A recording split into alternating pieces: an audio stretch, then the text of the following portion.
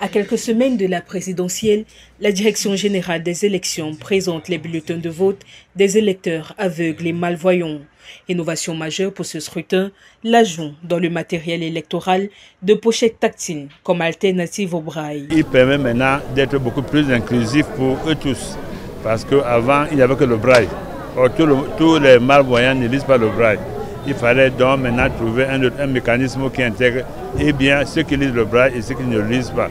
De manière pratique, selon Elecam, le nombre de points tactiles sur la pochette correspond au numéro du candidat à la présidentielle. De 1 à 12, si ton candidat c'est le premier ou c'est le deuxième ou c'est le troisième, tu l'identifies par les points qui sont sur la pochette. Au sein des personnes souffrant de déficience visuelle, la pochette tactile apporte une indépendance vis-à-vis de leur guide et réduit les marges d'erreur. Ça leur permet d'exprimer librement leur droit de vote sans être inquiétés par quoi que ce soit. Si Elecam a déjà débuté une campagne de sensibilisation dans le cadre de l'usage de ce bulletin de vote, les formations politiques en lice entendent prendre le relais. Nous allons mettre de notre part en tant que Parti camerounais pour la réconciliation nationale pour qu'un grand nombre soit d'abord informé, parce que le plus important c'est l'information. Nous au niveau du FDC, à travers notre candidat, nous savons aujourd'hui que durant nos meetings, nous dirons aux malvoyants que le numéro 6